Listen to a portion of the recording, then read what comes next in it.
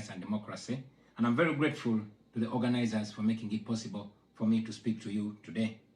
In 2022, I spoke about a country that I call home, Uganda, a nation of 50 million people living under the violent military dictatorship of General Yoweri Museveni, who has for 40 years twisted the law and used the military to stay in power. I told you of how I ran for president against him in 2021, how it was the most violent political campaign yet, and how he massacred hundreds of our people on the 18th and 19th of November 2020. How he shut down the internet on the eve of the election, imprisoned me inside my home for weeks, and then declared himself winner of the 2021 presidential election.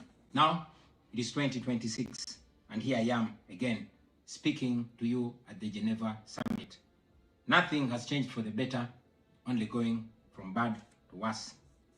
Despite what happened in 2021, we were driven by hope to give it another try.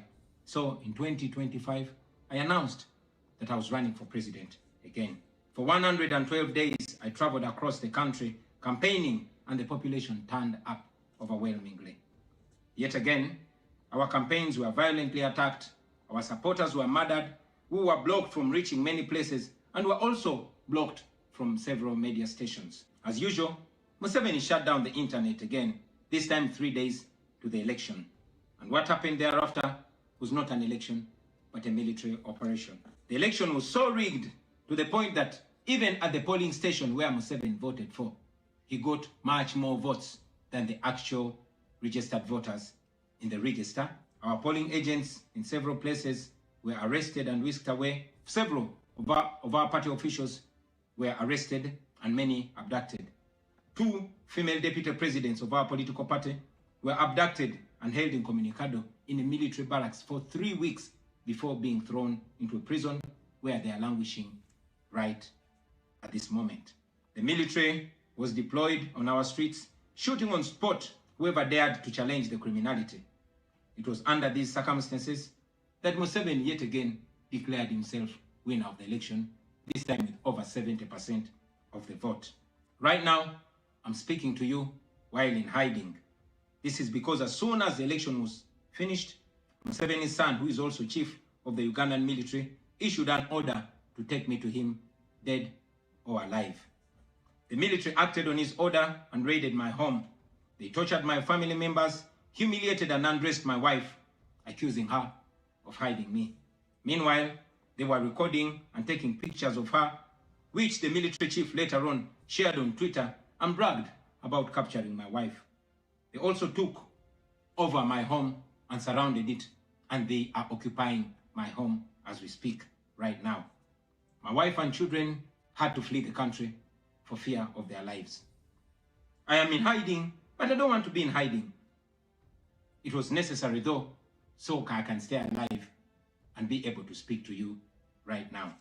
I've said it before and I say it again, that I'll resurface at the right time in my country. I feel like the international community has abandoned us. They've ignored us and they've left us to the fate of dictators. When I ran for president in 2021, Museveni and his thugs denied their crimes. They killed our people and denied it.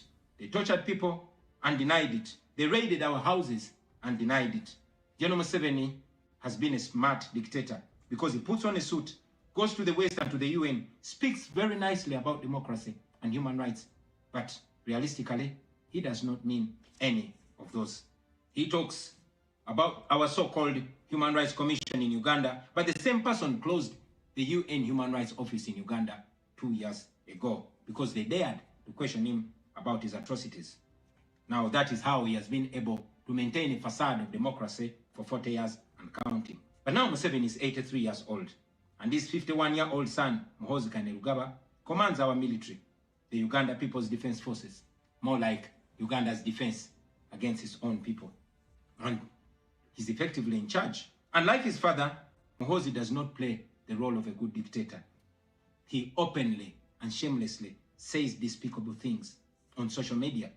On Twitter, he openly confesses and brags about committing atrocities against the people of Uganda.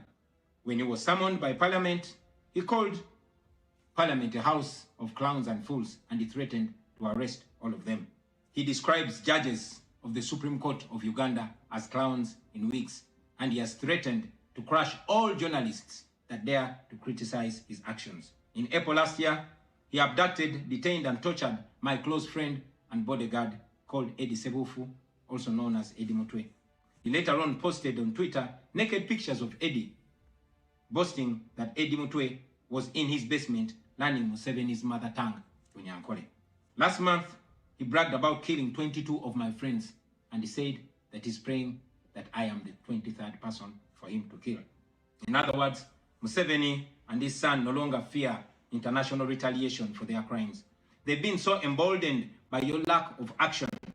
They know that they can murder their own people, imprison them, torture them, remove their fingernails, push needles down their testicles, and nothing will happen to them. Now, they're using rape as a weapon. Boys and girls, men and women, people of all ages have reported being sexually assaulted by Muhoozi's military. And it's not rare. The majority of the people that they capture and unlawfully imprison have reported being raped, whether men or women. It is no longer possible, ladies and gentlemen, for the international community to deny Museveni's violence and atrocities. It's all over social media. And today, I am talking about it to you. Now, this is our call to action. The way I see it, if the international community continues to be complacent, then Uganda will go from bad to worse. Museveni and his son's military will massacre many more innocent Ugandans. You, ladies and gentlemen, in the Western world, will be forced to grapple with millions of Ugandan refugees pouring into your countries.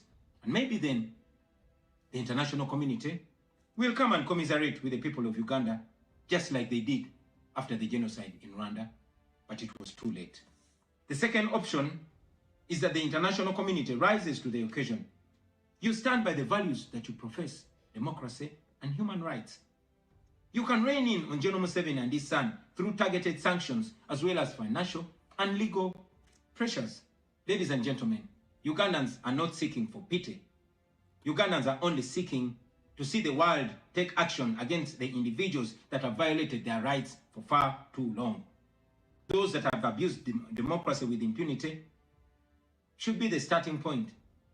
Please sanction these individuals. Sanction General Museveni. Sanction General Muhoozi. Sanction all the police and military officers that are responsible for gross human rights violations. Sanction those commanders. Sanction the judicial officers that have aided criminality through deliberately misinterpreting the law or skewing it. Those that normalize electoral fraud. Those that remand to prison suspects that should actually be sent to hospital.